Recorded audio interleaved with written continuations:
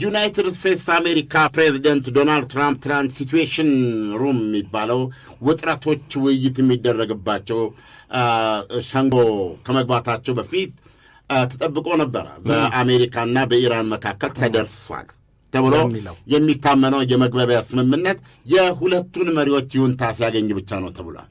ሁለቱ መሪዎች ደግሞ እነማን ናቸው ካልከኝ በበኩል ያሉት ብዙ አጠራጥሩም።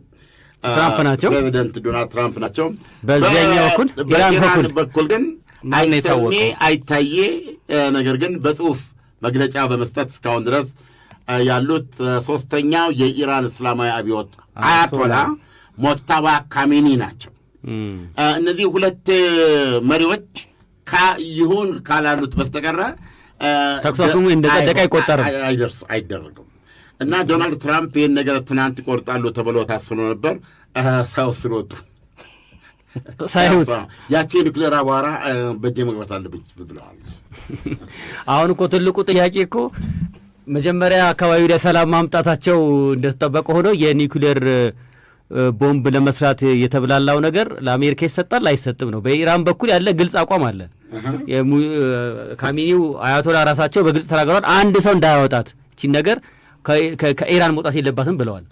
እንደው ቢወጣ እንኳን አሁን ደግሞ አለበት የሚባልበት ቦታ ደግሞ ገና ከምድር ውስጥ ነው ያለው፣ እታች ነው። እሱ ወጥቶ ለማን ይሰጣል ነው። አሜሪካ እሱን እፈልጋለሁ ትላለች። በዛ ሲወቁር አሁን ስምምነት ላይ ደርሰዋል ማለትስ ይቻላል? በዚህ ሁኔታ አቋማቸው በጣም ኤክስትሪም ነው ሁለቱም። የአቋማቸው ኤክስትሪም ነው። ነገር ግን ከላይ የምንለውን አልፈን እኮ አሁን መግባቢያ ሰነዱ ላይ ተስማማን ብለውናል። ኦኬ፣ አሁን እሱን ከተስማሙ በኋላ አውቶማቲካሊ ተኩስ ይቆማል። ለአሜሪካ የባህር ከበባዋን ታነሳለች፣ ሆርሙዝ ሰርጥ ይከፈታል፣ ፈንጂ ታጸዳለች። በቅድሚያ ኢራን በ30 ቀን ውስጥ ጥርግ አድርገሽ ማጥፋት አለት ተብሏል። እስከዛ ድረስ ግን በፈንጁ እንዳትውል እያለች በዛኛው አቅጣጫ ይሉ ትላለች። አሁን እንግዲህ እዚህ ላይ ዶናልድ ትራምፕ ቢነግሩን ከ60 ቀን በኋላ ዋናውና የመጨረሻው ስምምነት የሚደረግበት የ60 ቀን ውይይት አለ። በዚህ 60 ቀን ውይይት ውስጥ ዶናልድ ትራምፕ እንደሚያቀዱት ኢራን ሆርሙዝ ሰርጥን ወደ ነበረበት መልሳል፣ ያለ ክፍያ መርከቦች እንዲያልፉ ታርጋለች፣ ያለ መተላለፊያ በሚለው ምንም ክፍያ ወደዛ ትመለሳለች ነው። እኔ አንገቴን እሰጣለሁ እሺ እንደማት ዝም ብዬ በጥንቆላ ነበር። ይሄን ያለ ተደብድባበት እኮ ገቢ ያገኝበታለሁ ብላ የምታስበው እኮ ሆርሙዝ ነው። ከዛ ከሚያልፉት ከማገኘው ገንዘብ ድብደባዬ ላይ የደረሰብኝን ውድመት አካክሳለሁ ነው አንዱ። አሁን እኔ የኢራን አቋም ጀስቲፋይ ለማድረግ አለም እዚህ ያለሁት ግን እማቀው ምንድነው ደመነፍስ የሚነግረኝ እሱን አተው። ይሄ ነው አሁን ሁለታው። ከጦርነቱም ያመጣላት እኮ ጥሩ ነገር ከመጥፎ ነገር ጥሩ ነገር ሊሳብ ይችላል ሲባል ይህንን ሆርሙዝን በቃ አሁን በደንብ ዶላሮች ልትሰራበት የምትችለውን ነገር አግኝታለች። ማንም ይህን አይገድም። በኢራን እኮ ውይይት የሚያደርጉትን አንዳንዴ የኢራን ኢንተርናሽናል ምናምን ዘገባዎች አሉ እኮ ሲቀርቡ የት ሄደን ነበር ምን ነበር አይናችንን የዘጋው ያኔ እንዲህ ነው የሚሉት። ሆርሙዝ ሰርጥ እዚህ ከሆኑ ከፍተኛ ገንዘብ ዶላር መስሪያ ታዲያስ አብዮታዊ መንግስታችን 47 ዓመት ምን ሆኖ ነው ምንድነው የዘጋበት አሉ። እሱ ብቻ አይደለም ኢራኖች አሉ። በዚህ በላይ በኩል ይሄ ቀን ሙሉ የሚንቧቸረው ነዳጅና ጋዝም የራሷን ጀምሮ በቀን 120 ገደማ መርከብ ነው። ታዲያ ይሄ ሁሉ እንግዲህ ለኢራን እንክ እያለ እያስረከበ የሚሄድ ነው። በቃ መሸምጠጥ ማለት ነው። ላሜወራ ማለት ነው። ዘመን ለምታልበው ነው። ታዲያስ ወደ $70 ቢሊዮን ነው። ኦማንንም የዚህ አካል አርጋታለች። 20ውን ለሷ ትስጣለች። በቃ ይሄ ነው። አሁን ደግሞ ቀጥላ ይሄን ከያዘች በኋላ የተገለጠላት ነገር ምንድነው? በዚች ሆርሙዝ ሰርጥ ውስጥ ጠቅላላ ይሄ የአረቡ ዓለም የአውሮፓ እስከ የሚጠቀሙበት የኢንተርኔት መስመሮች እንደዚህ ከላይ ይታዩዋል። ዋናው ነገር የነ ጉግል ጥራልኝ አንተ ታውቃቸዋለህ። የጠቅላላ የኢንተርኔት አስተላላፊ ድርጅቶች በዛ እየከፈሉ እንዲያልፉ ዲጂታል ቴክኖሎጂ ባለቤቶች በሙሉ የእነሱ ነው የተዘረጋው። ኢቭን ሌላው ቀርቶ ይሄ ነጋዴው የቻይናው ማን ነው?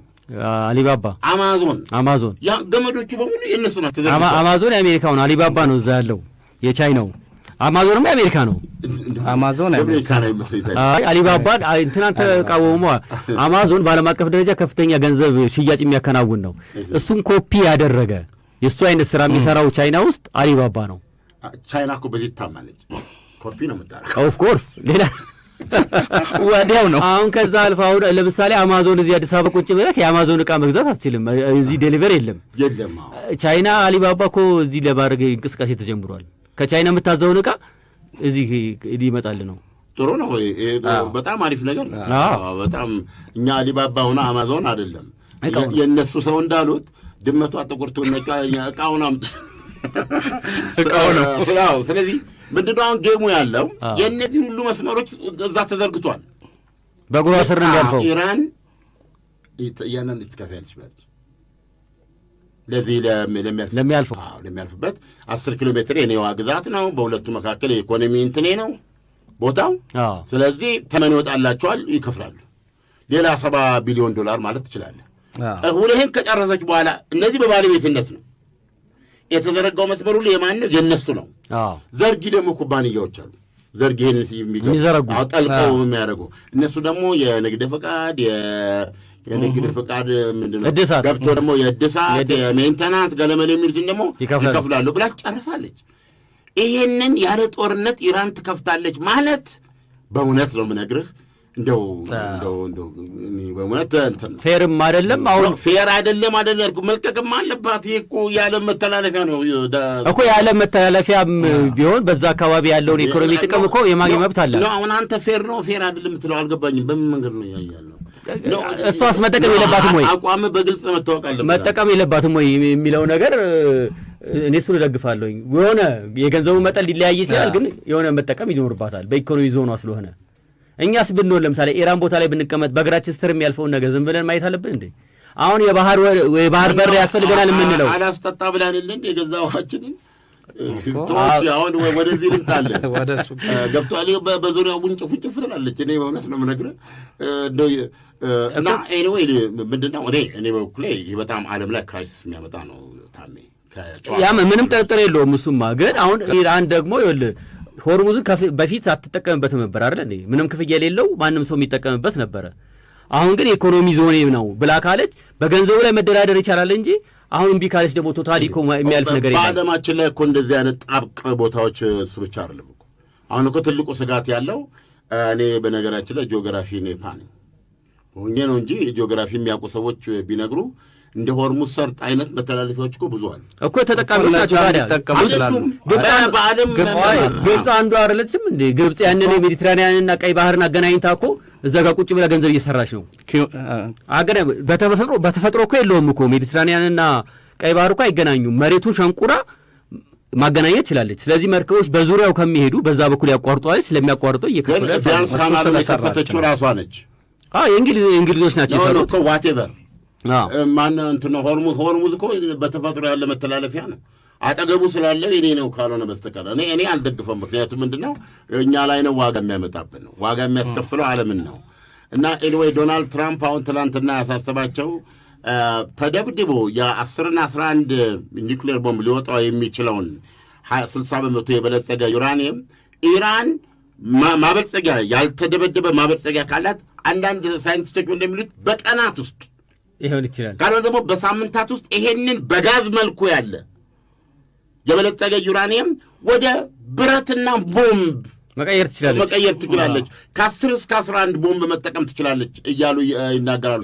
እሳቸው ደብድቤ ዱቄት ስላደረግኩት ብለው ሳይንቲስት አይደሉም። እሳቸው የኒውክሌር አመድ የሚሉት በዚህ ነው። እና አመድ መጣ አልመጣ እያሉ ያጣጥሉ ነበር። አሁን ግን እሱን ኢራን የማትሰጠኝ ከሆነ ይህንን ውል ይሆናልልም በማለት ይዘውታል ማለት ነው። የሆነ ሆነና ባለፈው እሑድ ዕለት የሆነ ቦታ ታይተሃል። ስለዛች 1 ደቂቃ ሰጥሃለሁኝ። የሽምግልና ቦታ ላይ የተገኘሁበት የሽምግልና ቦታ የታላቁ ጋዜጠኛ የዳሪዮስ ሞዲ የባህር ልጅ የሆነችው ቦታው ምንድን ይባለው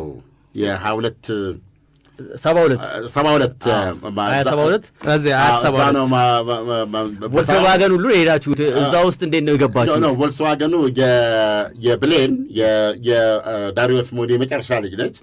የእሷ ጓደኛ ሽማግሌዎች የመጡበት መንገድ ነው። ወደ ውስጥ ስገባ ግን መጀመሪያ ሁለት ነገሮች ስሜት ነክቶኛል። ተናገር ብለህ ዕድል ስለሰጠኝ ነው። መጀመሪያ በር ላይ የእሱን ቤተሰቦች ሳይ የእሱ ሶስተኛ ልጅ የሆነች ውቢት የምትባለው ዳሪዮስ ያወጣላት ስም ግን አምፀሽ ተነሺ በባህር ዳር በትዳር የምትኖር የሶስት ልጆችና እናት ዳት መጣ አትሄድ ቁርጥ ዳሪዮስ ወዲህ ነበረች እና ቶታሊ ልብህን ያባባዋል። ከዛ ውስጥ ከገባ በኋላ እቺ መጀመሪያ ልጁ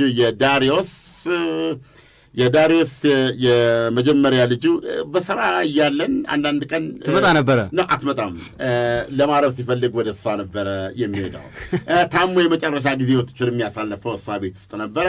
እነዚህ ስሜቶች ነበሩኝ። ኤኒዌይ ደረጀ ኃይሌ እንደዚሁም ሳምሶን ማሞ በሽምግልና ተቀምጠን በስነ ስርዓት ልጃችንን ቦታው ላይ ግን አስረክበናል። ሶስታችሁ ግን የሆነ ጥያቄ ጠይቃችኋል የሚል ነገር ያንተን የሰማሁት እውነት መሆኑን እዚሁ ታረጋግጥልኛለህ። ለመሆኑ ልጁ የዩክሬንና የራሽያን ጦርነት ይከታተላል ብለሃል አሉ። እኔ ያዳምጣል ያለ ደረጀ፣ እኔ ደግሞ ምን ላይ ነው የሚያዳምጣው? አስባችሁታል? የሳምሶን ጥያቄ ደግሞ የሰማሁት እውነት ከሆነ አላውቅም። ለመሆኑ ፍሪጅ አለው ብሏል። ፍሪጅ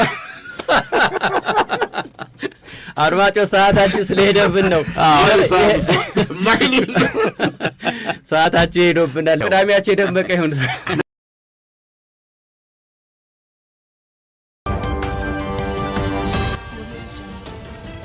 ጤና ይስጥልን።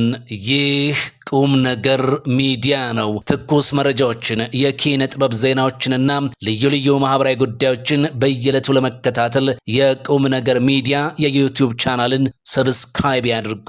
ቪዲዮዎቻችንን ደግሞ ላይክ እና ሼር በማድረግ ቤተሰብ ይሁኑ። ቁም ነገር ሚዲያ ኦፊሻል ብለውም በቲክቶክ ፎሎ ያድርጉን። ከልብ እናመሰግናለን። ቁም ነገር ሚዲያ ለቁም ነገር እንሰራለን።